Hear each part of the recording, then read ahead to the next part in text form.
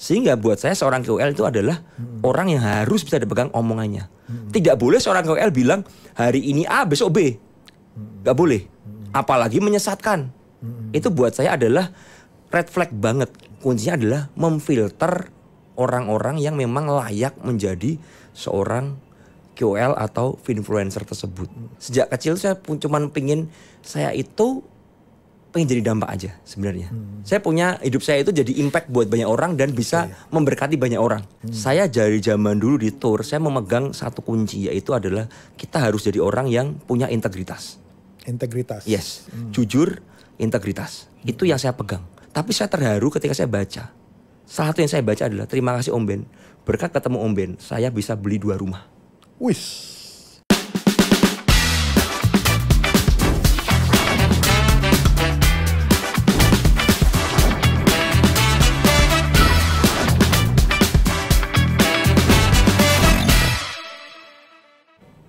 Oke, ketemu lagi di acara The Fitpo Show, podcast yang membahas tentang ekonomi dan keuangan dan investasi. Kita akan membahas dengan santai terkait dengan Key Opinion Leader atau KOL di industri saham. Saat ini di industri investasi modern ada profesi yang cukup naik daun, itu namanya KOL saham. Nah, hari ini kita mau belajar terkait dengan profesi ini, tantangan dan cerita di baliknya.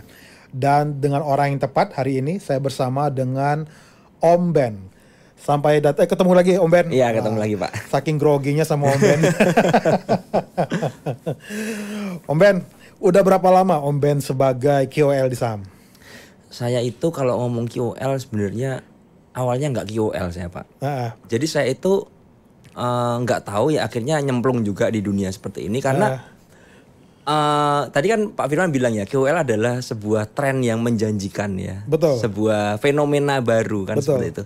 Pada awalnya saya itu kan bermula dari seorang trader. Iya, saya seorang profesional trader, full time trader seperti itu, dan memang passion saya itu ngajar, berbagi. Ya, saya punya komunitas, saya berbagi di sana, saya punya metode, saya berbagi di sana. Tapi lama kelamaan tuntutan dari teman-teman aja sebenarnya yang membuat saya jadi KOL. Karena terbentuk karena ya beberapa perusahaan mulai pakai saya untuk ya memperkenalkan produknya, dan akhirnya saya jadi KOL juga pada akhirnya kan seperti itu. Pada awalnya enggak, saya tuh tidak punya cita-cita untuk jadi KOL. Ya, saya cita-citanya adalah saya tuh sejak kecil saya cuman saya itu pengen jadi dampak aja sebenarnya. Hidup saya itu jadi impact buat banyak orang dan bisa memberkati banyak orang. Oke. Tapi saya waktu itu nggak tahu caranya. Karena tidak ada yang namanya media sosial waktu itu, tidak ada yang namanya KOL, tidak ada yang namanya komunitas online, ya kan? Nggak ada podcast seperti ini waktu itu. Nah, bersyukurnya ketika saya menemukan di masa pandemi, saya menemukan bahwa saya itu bisa menjadi berkat banyak orang, bisa membuat orang-orang yang malah investasi ya seperti itu ya. Jadi mereka nggak tersesat. Akhirnya, wah ini passion saya. Nah makanya kembali di sini. Jadi kalau ngomong kapan jadi KOL bingung juga ya, kapan ya. Tapi saya memulai edukasi untuk online ini di tahun 2020. Berarti pada saat pandemi. Yes. Jadi dengan kata lain menjadi KOL itu tidak direncanakan.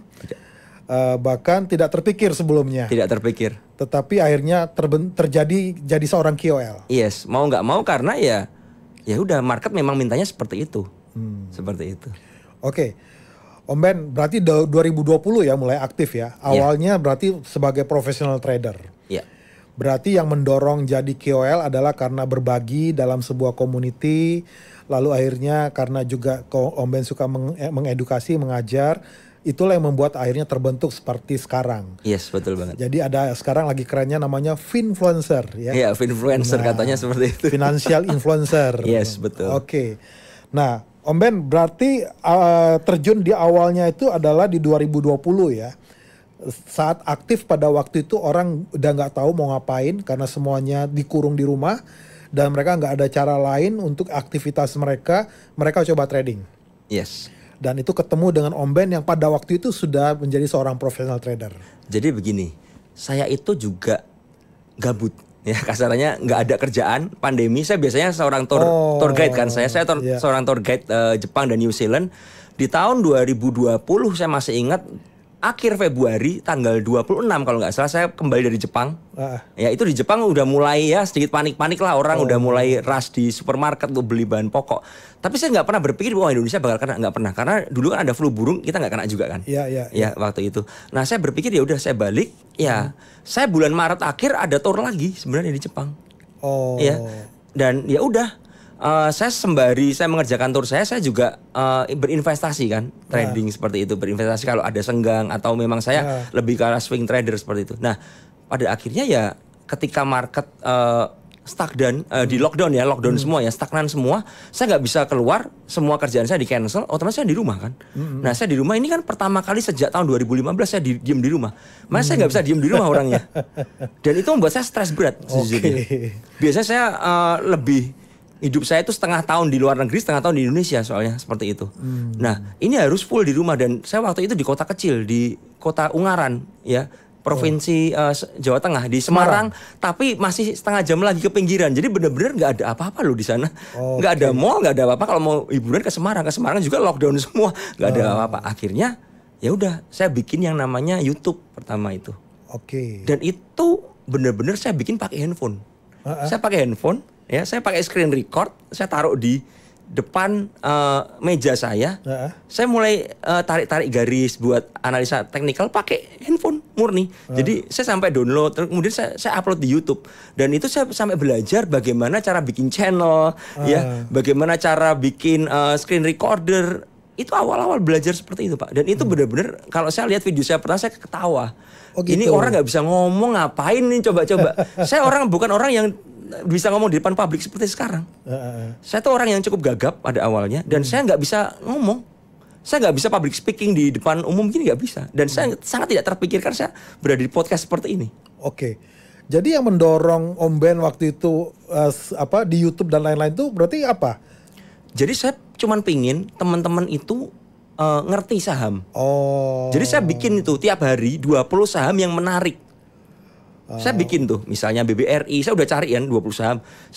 Kemudian saya bikin survei di teman-teman di komunitas para pencari cuan saya di BPC, mau dianalisis saham apa? Analisis ini Om Ben, ini. Dan waktu itu kan banyak sekali teman-teman baru, trader kolonial ya katanya ya, generasi kolonial seperti itu, teman-teman yang masuk gara-gara pandemi, dan mereka belajar, dan di situ saya bikin. Dan ternyata setelah saya bikin, responnya bagus banget. Akhirnya saya bikin tiap hari kan, 1 bulan, 2 bulan. Saya mulai mikir, wah ini harus lebih profesional lagi nih. Saya mulai belajar menggunakan laptop yang di screen-nya bagaimana, pakai program-program seperti itu untuk bikin konten, bikin apa. Nah, saya mulai belajar untuk mengembangkan di situ. Bermula dari apa? Bermula dari saya pengen bantuin teman-teman aja. Tapi malah responnya bagus banget. Dan orang yang masuk dalam komunitas saya dari 200 dalam 3 bulan jadi 1000. Gara-gara saya bikin seperti itu aja. Oke. Menarik ya, berarti awalnya justru seorang tour guide ya? Iya. Nah sekarang masih menjalankan profesi itu? Enggak, sudah enggak karena ya saya udah merasa saya udah semakin berumur ya. Kalau bawa tour terus kayaknya udah nggak kuat nih fisiknya. Dan saya menemukan hidup saya yang baru, passion saya ketika saya memberikan edukasi dan mengajarin banyak orang seperti itu. Jadi memang sekarang passionnya adalah mengajar. Yes. Om Ben, berarti sekarang udah nggak tour guide lagi ya? Iya. Nah, tetapi sering jalan-jalan juga berarti? Iya, kalau jalan-jalan emang udah hobi. Udah hobi ya? Itu hobi aja. Nah, berarti menjadi seorang trader juga hobi juga? Sebenarnya bukan hobi ya, karena udah sebagai profesi menurut saya. Karena saya nggak punya mata pencarian lain kecuali trading. Iya kan? Jadi ya mau nggak mau kan harus make money kan seperti itu. Kalau enggak ya saya nggak dapat gajian, sesimpel itu kan. Nggak dapat gajian ya, makanya harus make money di market seperti itu. Jadi dengan kata lain ini tanda kutip terpaksa atau dipaksa? Dipaksa oleh keadaan. Dipaksa oleh keadaan. Yes. Berarti kalau disuruh memilih antara tour guide sama seperti sekarang, Om Ben memilih yang mana? Sekarang. Lebih enak yang sekarang atau yang dulu? Bukan masalah enak-enak. Masalahnya adalah ternyata saya menemukan passion saya. Tadi saya di awal ceritakan saya ingin menginfluence banyak orang. Saya ingin hidup saya berdampak. Bagaimana cara berdampak kalau kita tidak menjadi seorang public figure? Kan seperti itu. Semakin kita jadi public figure, semakin kita didengarkan sama orang kan. Iya kan. Dan itu butuh proses kan. Nah ketika saya akhirnya berada di podcast Transvision seperti ini kan, ini puji Tuhan banget. Ini bukan sesuatu yang saya pikirkan sebenarnya kan. Ternyata saya bisa sana sini ya. Dan puji Tuhannya kalau saya lihat di Instagram saya bisa menginfluence orang di Eropa, di Australia, di Jepang. Ya kan. Saya lihat demografinya, ada juga nih 5% Jepang, 3% Australia, Malaysia. Nah, akhirnya kan benar-benar ini akhirnya mimpi saya, passion saya ini bisa terpenuhi di dalam pekerjaan saya sekarang. Dan benar-benar menjadi seorang yang menginfluence ya. Yes, betul.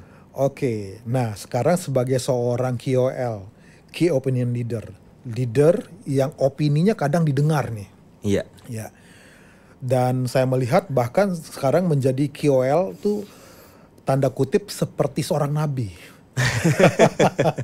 Apapun yang dia omongkan, nah itu dipercaya, didengar gitu loh. Ya, nah tanggung jawabnya sebagai seorang KOL itu menurut Om Ben apa? Bagi saya apa yang saya omongkan itu saya harus bisa mempertanggungjawabkan. Harus bisa dipertanggungjawabkan. Yes, itu saya pegang. Saya dari zaman dulu di tour, saya memegang satu kunci, yaitu adalah kita harus jadi orang yang punya integritas. Integritas. Yes, jujur, integritas. Itu yang saya pegang. Karena begini Pak, tour saya itu online. Saya tuh nggak punya kantor dulunya Pak di tour. Sampai sekarang sampai tutup pun nggak punya kantor. Waktu tour itu online. Pure online. Bagaimana saya bisa membuat orang percaya sama saya, transfer ke saya tanpa ketemu saya? Iya, menarik itu. Iya kan? Itu yang saya pegang. Saya membuat sebuah sistem di mana ketika orang transfer, saya bilang maksimal 1 kali 24 jam saya issue tiket kamu yang sudah confirm. Kamu bisa cek di websitenya. Kalau di tour lain kan enggak Pak. Tour lain kan hanya bookingan aja. Kalau saya udah confirm pegang tiket. Itu yang saya pegang dari awal. Dan akhirnya apa? Mulut ke mulut. Itu yang membuat orang percaya. Bahkan saya yang saya sampai nggak menyangka itu ada satu sekolahan buat studi tour ke Jepang. Siswanya ada 50 orang di Kalimantan sekolahnya Pak. Kita tidak pernah ketemu Pak. Sampai di hari ya. Gila kan? Sudah lunas. Kalau saya kabur bagaimana? Iya. Pertanyaannya kenapa orang itu bisa percaya sama saya? Nah itu gimana tuh? Resepnya apa tuh? Resepnya adalah saya menunjukkan integritas. Apa yang saya omongkan orang bisa pegang. Saya bilang A, ya terjadi A.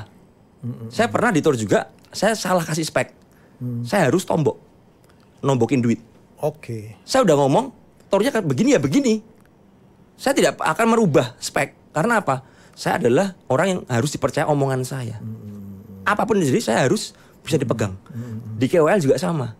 Apapun yang saya lakukan saya harus bisa dipegang.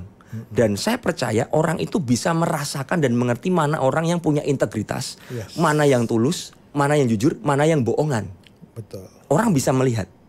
Nah itu yang saya pegang sampai sekarang. Sehingga apa? Sehingga buat saya seorang KOL itu adalah orang yang harus bisa dipegang omongannya. Tidak boleh seorang KOL bilang hari ini A besok B. Gak boleh. Apalagi menyesatkan. Itu buat saya adalah red flag banget. Karena saya mengerti banyak orang yang akan menderita kerugian gara-gara omongan saya. Kalau saya gak bisa mempertanggungjawabkan perkataan saya, jangan sampai saya bikin orang tersebut menderita. Kalau orang tersebut menderita, dia akan berkata-kata yang buruk kepada saya, berdoa buruk pada saya, iya kan? Itu nggak bagus buat saya. Saya lebih suka orang berkata, Om Ben terima kasih ya, berkat Om Ben, saya kenal Om Ben, hidup saya berubah. Bahkan yang saya terharu sekali ya Pak ya. Saya itu kan di komunitas saya itu kan ada teman-teman yang udah lama. Ya, karena waktu di pandemi itu ya, jadi komunitas besar. Karena kan mereka cerewet-cerewet tuh. Banyak yang terganggu kan. Saya bilang yang cerewet-cerewet ini kita buat grup lain. Supaya yang lain gak keganggu. Ya nanti mau lihat analisa bingung. Karena ngomong terus panjang. Dan chattingnya bisa kalau ke skip ribuan. Akhirnya saya pindahin tuh satu grup. Pindah satu grup rame lagi. Mengerucut lagi. Sampai akhirnya ketemu 20 orang Pak. 20 orang yang sangat benar-benar rewel ya. Yang benar-benar rewel dan kita jadi teman. Dan saya bersyukurnya Pak. Ketika tahun 2021, setahun berlalu setelah pandemi, itu banyak yang kasih saya gift. Saya nggak lihat giftnya ya, tapi saya terharu ketika saya baca. Salah satu yang saya baca adalah terima kasih Om Ben. Berkat ketemu Om Ben, saya bisa beli 2 rumah. Berkat Om Ben ngajarin saya di PPC, saya bisa berubah ekonominya. Saya bisa mandiri secara finansial sekarang. Saya yang darinya pegawai kantoran, saya seorang sales motor. Sekarang saya bisa pegang uang dan saya bisa beli rumah secara cash sendiri. Saya bisa punya mobil. Itu membuat saya wow, amazed banget gitu loh. Bahkan ketika waktu itu saya di tahun 2021 saya menyepi di Bali ya karena saya punya masalah pribadi. Mereka datang ke Bali. Mereka datang memberikan dukungan dan kasih gift. Dan satu orang waktu itu menjuarai trading competition di sebuah sekuritas waktu itu. Dan ternyata saya baru tahu, diceritain teman-teman yang itu, orang ini bilang kalau saya sampai juara 1, semua hadiah dari sekuritas itu saya beliin sesuatu buat Om Ben. Dan itu nilai ratusan juta. Jadi waktu dia di Bali, dia tuh bawa barang-barang branded buat saya. Saya bilang, saya melongo. Hah? Kamu bawain apa ini? Ini ada tas Om Ben, ini ada baju, ini ada dompet. Dan itu masih saya pegang sampai sekarang. Masih saya simpan. Sebagai kenang-kenangan bahwa, oh, saya pernah merubah hidup orang tersebut. Nah, ini adalah KOL sejati buat saya. Jadi saya punya standar yang memang harus bisa dipertanggungjawabkan di depan publik. Seperti itu, Pak. Oke. Berarti tujuan awal yang ingin menjadi hidupnya berdampak bagi banyak orang langsung terbukti ya? Iya, bisa. Dengan orang tersebut ya? Iya, betul. Oke. Wah, saya sampai dengarnya merinding tuh. Iya, saya juga saya merinding, Pak. Ini karena saya begitu ingat, wow, ternyata apa yang saya lakukan yang mungkin buat banyak orang saya itu menyebalkan ya kan. Mungkin buat banyak orang saya itu nggak dinilai, tapi buat beberapa orang apa yang saya lakukan ini sangat berharga buat mereka. Iya. Gitu loh. Iya. Oke, ada banyak KOL ya di investasi di saham yang saat ini berjamuran ya. Tetapi saya udah memantau terkait dengan beberapa KOL. Nah, salah satunya adalah orang yang tepat ini yang saya undang untuk bicara terkait dengan KOL di saham. Nah, tadi terkait dengan suka duka ya, kok sukanya ya Om Ben ya. Ada suka yang lain nggak? Saya tidak memiliki sebuah kesukaan kecuali melihat orang itu berterima kasih dan hidupnya berubah karena apa yang saya lakukan. Itu yang paling top ya. Topnya seperti itu. Jadi kalau saya melihat orang, saya suka baca DM orang, thank you Om Ben, thank you udah banyak kasih masukan dan sebagainya. Itu buat saya kayak mood booster buat saya, energi baru buat saya. Berarti saya harus melanjutkan apa yang saya lakukan. Karena apa yang saya lakukan ini mengubah hidup orang itu. Oke. Seperti itu. Nah, sekarang kita mau bicara dukanya. Nah, dukanya sebagai seorang KOL tuh apa Om Ben? Kalau duka yang saya rasakan, saya punya banyak musuh sebenarnya dalam tanda kutip ya. Karena ada orang-orang yang merasa tidak suka dengan apa yang saya kerjakan. Karena mereka juga waktu itu, saya masih ingat, saya tidak pernah ketemu orangnya, tapi orang ini nggak suka sama saya gara-gara kita bersaing grup saham. Jadi kita nggak pernah ketemu dan saya tidak merasa saingan karena buat saya ya nggak ada yang perlu dipersaingkan di situ gitu loh, ya kan? Saya tidak menjual sebuah produk, saya hanya menjual yang namanya edukasi, ya kan? Apa yang namanya ya, saya memberikan stock picks dan lain sebagainya. Tapi ada orang-orang yang nggak suka, ya itu banyak sekali. Dan waktu saya masih ingat waktu pandemi itu, KOL tuh grup saham itu di Telegram tuh berjamur kayak jamur di musim hujan itu. Betul. Ya, itu betul. Banyak sekali. Betul. Tapi ingat, waktu yang membuktikan. Sekarang udah gak ada semua rata-rata. Iya betul. Nah, waktunya membuktikan di mana orang bisa bertahan nggak, ya kan? Dukanya apa lagi? Dukanya adalah ketika orang bilang kamu jualan ludah. Jadi komentar negatif lah ya. Ya, kamu cuma penjual ludah. Kamu make money dari membership, ya kan? Kamu make money dari follower kamu, ya kan? Kalau kamu memang jago trading, ngapain bayar? Gratis lah. Itu yang sering saya dapatkan pada awalnya. Saya sempat down, waktu itu sempat konfront.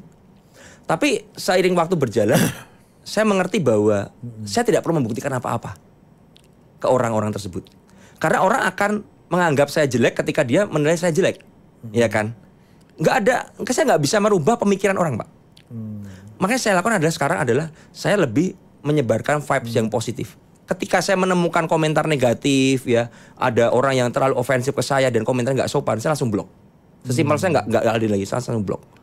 Dan saya belajar tidak cari musuh. nggak nyenggol sana sini ya. Saya belajar untuk benar-benar ya kita mengedukasi aja lah ya, nggak perlu nyenggol-nyenggol. Dan itu membuat sampai sekarang metode saya sehat.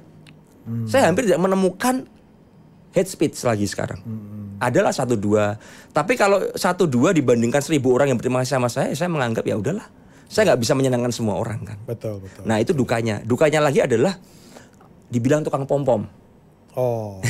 Ya, pom-pom. Tadi Pak Firman sempat bilang ya, KOL katanya seorang nabi, dipercaya omongannya, ya kan. Nah, jadi saya belajar dari situ juga. Oke, saya tidak akan banyak menyebut nama Saham. Karena apa? Karena ya menjaga supaya saya nggak pom-pom sana sini. Jadi benar-benar kalau saya melihat ada saham menarik, biasa di medsos saya tutupin nama sahamnya. Kalian cari sendirilah. Saya cuma kasih sedikit clue-clue aja ya. Dan mereka suka katanya. Tebak-tebakan Don Umben saham apa? Tebak-tebakan. Oh ya udah. Tapi ya memang market maunya begitu. Lah itu dukanya. Tapi overall menurut saya dukanya nggak ada apa-apa daripada kesukaan yang saya dapatkan untuk merubah banyak orang. Oke. Nah berarti seorang KOL dukanya dia ada banyak komentar negatif ya. Ada hatersnya juga. Itu biasanya orang yang misal itu nggak mudah loh Om Ben untuk menghadapi yang seperti itu. Apalagi kalau orangnya overthinking. Nah Om Ben tipikal yang mana nih? Ada overthinking nggak? Saya belajar untuk tidak overthinking. Walaupun memang terkadang kesel gemes gitu ya. Emosi tiba-tiba mendidih sendiri. Cuman saya menyadari itu yang tadi saya bilang Pak. Saya nggak bisa menyenangkan semua orang. Itu yang pertama. Ya kan? Nabi di semua agama aja punya musuh kan. Ya kan kalau di agama saya orang Kristiani, Yesus Kristus aja punya musuh. Ya apalagi saya seorang manusia biasa. Nah, itu yang saya pegang. Ya udah. Kalau memang 1 orang 2 orang bilang jelek, tapi ada 1000 orang yang bilang baik, ya saya menganggap ya wajar. Tapi kalau lebih dari 40%, 50% orang bilang saya jelek, nah itu saya harus koreksi dong berarti. Ya kan? Jadi saya nggak overthinking dan saya berpikir ya udah. Dan biasanya orang-orang yang seperti itu hanya menurut saya mohon maaf iri aja. Ya. Mereka mungkin nggak ada di posisi saya. Ya. Makanya orang ada bilang kan, kalau kamu diomongin dari belakang, bersyukurlah berarti kamu ada di depan orang tersebut. Karena kalau orang tersebut nggak di belakang kamu, dia nggak bisa ngomongin kamu dari belakang. Dia akan ngomong kamu di depan kamu. Logiknya kan seperti itu. Nah, itu yang saya pegang dan ya udah itu membuat saya lebih happy, lebih bisa sehat mengedukasi tanpa menghiraukan distraksi-distraksi yang menurut saya nggak terlalu berguna seperti itu. Iya. Nah sekarang kan banyak tuh KOL yang memang identik dengan pom-pom saham. Iya ada sih. Makanya pemerintah kan mau mengatur tuh ya. Ada aturan yang nanti akan diterbitkan yang terkait influencer ya. Nah memang kalau dipikir-pikir ya banyak sekarang yang investor-investor pemula nih. Mereka hanya ambil sekilas langsung mereka percaya dan mereka langsung beli. Lalu ketika misalnya itu salah dan mereka akan teriak-teriak. Ya, mereka akan teriak-teriak. Nah, menurut Om Ben yang terkait dengan pengaturan terkait dengan KOL yang akan diterapkan oleh pemerintah ini, menurut Om Ben gimana? Apakah itu bagus atau gimana? Menurut saya aturan itu kan harus ada untuk membuat sebuah keteraturannya. Kan seperti itu. Tapi jangan lupa esensinya. Esensinya itu bukan di aturannya. Tapi esensinya itu adalah bagaimana seharusnya itu memfilter mana yang benar, mana yang enggak. Kalau kita ngomong aturan, contoh seorang KOL harus punya lisensi, ya kan? Sama, ya kan? Untuk orang jadi pengajar harus jadi guru. Tapi pertanyaannya, berapa banyak guru yang menyesatkan? Berapa banyak orang berijazah yang menyesatkan? Berapa banyak dokter yang melakukan malpraktik? Dokter yang resmi. Benar juga tuh. Iya kan? Jadi kuncinya bukan di aturannya dong berarti. Kuncinya adalah memfilter orang-orang yang memang layak menjadi seorang KOL atau influencer tersebut. Nah itu yang penting. Jadi menurut saya aturan gimana? Saya setuju banget ada aturan. Tapi yang terpenting adalah pemerintah itu harus membuat tindakan tegas. Kalau ada orang-orang yang udah melanggar, harus ada tindakan tegas. Jangan cuman bikin aturan tapi ada pembiaran yang lainnya. Itu kan nggak fair ya. Iya kan? Karena menurut saya yang tadi saya bilang, seorang guru dan dokter aja bisa malpraktik kok. Iya kan? Yang terpenting apa? Yang terpenting adalah mengedukasi masyarakat. Itu yang pertama. Yang kedua adalah memfilter influencer tersebut. Dan saya jujur mau bilang juga, orang yang banyak yang tidak bergelar itu malah impactnya gede. dibanding orang yang bergelar. Sekali lagi saya tidak mengecilkan sebuah gelar atau pencapaian atau institusi ya. Tapi kenyataannya di lapangan seperti itu. Karena apa? Orang tersebut bekerja dengan hati. Iya kan? Mungkin dia punya keterbatasan, nggak bisa sekolah, nggak bisa apa. Tapi dia punya passion, dia punya hati. Nah, orang yang seperti ini yang harusnya dirangkul, didukung, disupport penuh. Kalau perlu, misalnya orang, saya ngerti untuk sekolah itu kan butuh biaya. Nggak semua orang punya biaya. Nah, mungkin saran saya orang-orang yang punya hati seperti itu dikasih beasiswa. Kamu mau jadi influencer nggak apa-apa. Kalau kamu memang punya passion, followernya banyak, oke, ya kan? Ya udah, kasih aja pelatihan disubsidi oleh pemerintah. Nah, itu lebih fair. Ya kan? Karena kalau membuat aturan saja tapi tidak melakukan seperti itu, saya khawatir banyak orang-orang di luar sana yang memang tulus tapi punya keterbatasan. Nah, ini yang jangan sampai kita menjadi penghambat, aturan menjadi penghambat untuk orang berkreasi. Ya, itu yang mau saya tambahkan. Jadi kita harus lebih bijaksana. Karena yang terpenting adalah orangnya, bukan gelarnya. Seperti itu. Jadi kalau saya bisa simpulkan, di atas semuanya itu yang paling penting etika dan bertanggung jawab. Betul sekali. Oke. Nah, menurut Om Ben, seorang KOL yang kebetulan di investasi modern seperti sekarang, investor pemula itu sering sekali menjadikan mereka ini sebagai figur. Makanya istilahnya ada key opinion leader. Nah, etika dan tanggung jawab seperti apa yang harus dimiliki seorang KOL saham? Menurut saya etikanya adalah yang pertama, apa yang dia ucapkan tuh harus bisa dipertanggungjawabkan. Itu yang pertama. Dan yang kedua harus based on data. Bukan cuma opini. Bukan cuma opini. Karena opini itu menurut saya subjektif. Ya, menurut Pak Firman, ya, cangkir ini bagus, menurut saya jelek. Betul. Opini bisa berbeda-beda. Ya kan? Betul. Tapi kalau dengan data, misalnya Pak Firman bilang, cangkir ini bagus. Kenapa bagus? Karena terbuat dari kandungannya sekian. Dibuat oleh pabrik ini. Pabrik ini memiliki lisensi begini-begini. Pabrik ini punya track record. Artinya apa? Based on data. Nah, yang saya suka adalah KOL yang menyajikan based on data. Bukan subjektivitasnya aja. Ketika dia memang suka dengan sebuah instrumen atau sebuah saham, ya, kalau dia bisa menyajikan based on data, silakan. Dia, orang mau bilang dia pom-pom, nggak ada masalah. Dia suka dengan saham ini karena apa?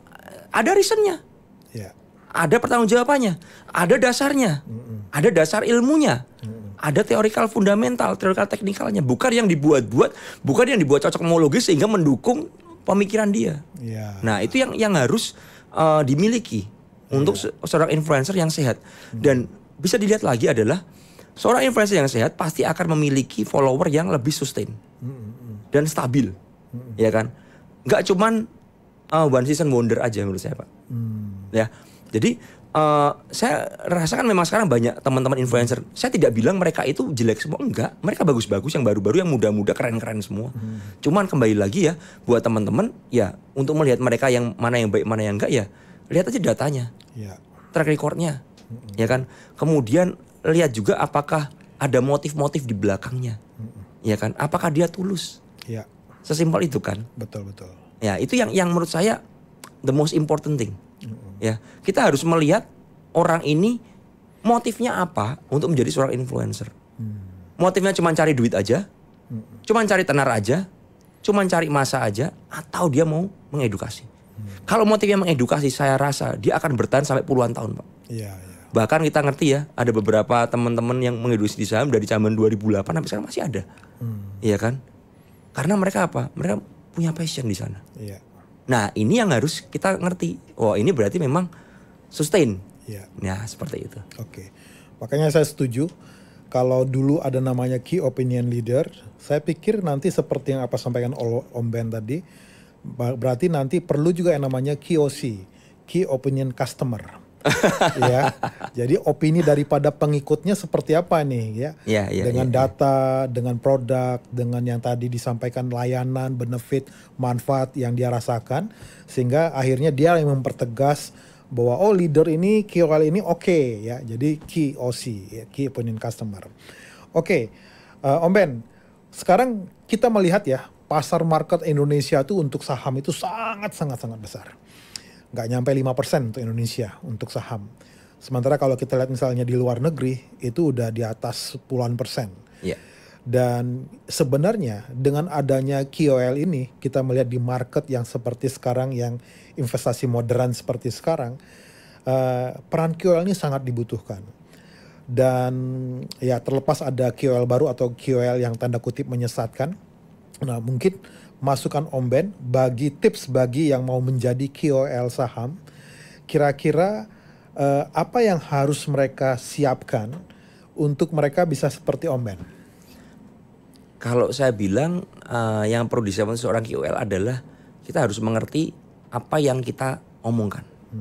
Jadi saya beberapa kali dulu itu mendapatkan tawaran untuk cryptocurrency. Tapi saya ngomong sama mereka, maaf saya nggak bisa. Karena apa? Ini bukan bagian saya. Saya tidak mengerti apa yang akan saya omongkan seperti itu. Makanya saya menolak. Makanya orang waktu itu bilang, oh Om Ben fokus di saham. Sebenarnya enggak, bukan fokus di saham. Karena saya memang waktu itu belum mendalamin instrumen lain. Nah kalau saya sekarang kan memang sudah merambah ke gold karena market kita bergejolak ya. Saya lihat gold bisa menjadi opsi untuk teman-teman karena bisa dua arah marketnya ya. Saya mulai membahas gold.